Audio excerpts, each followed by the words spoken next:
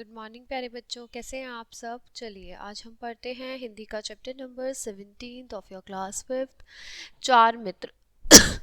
एक नगर में चार मित्र रहते थे। उनमें से तीन ने बहुत सी विद्याएं पढ़ी थी। इन विद्याओं पर उन्हें बहुत गर्व था, लेकिन उनमें सामान्य बुद्धि की कमी थी। चौथा मित्र अधिक शिक्षित तो नहीं था, परंतु बुद्धिमान था। वह प्रत्येक कार्य को सोच समझकर करता था। एक बार उन मित्रों ने विदेश जाकर धन अर्जित करने का निश्चय किया। वे चारों विदेश यात्रा के लिए निकल पड़े। वे एक जंगल से होकर गुजर रहे थे। उन्हें रास्ते में एक शेर का मृत शरीर दिखाई दिया।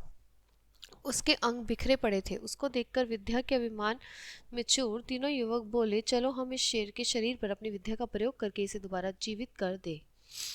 एक ने शेर की अस्थियों को सही क्रम में लगाकर अस्थि पंजर तैयार किया। दूसरे ने अस्थियों के ऊपर मांसपेशियां जमा दी। बेटा, तीसरा युवक अपनी विद्या से उसे जीवित करने लगा तो चौथे मित्र ने रोका, मित्र ये क्या कर रहे हो, ये क्षेत्र जीवित होकर हमें ही खा जाएगा।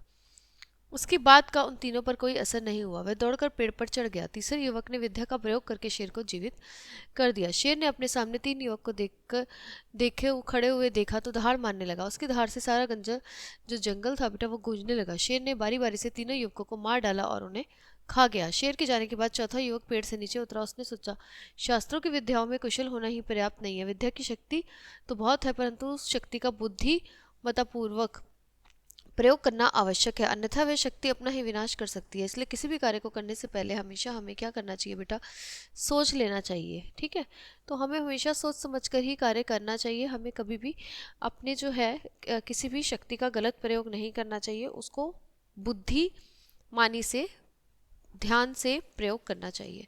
ठीक है, तो ये कहानी थी आपकी चार मित्रों की, जो यहाँ पे समाप्त होती है। अब आपको मिलते हैं अगले कक्षा में अगले पाठ के साथ। तब तक के लिए बाय बाय।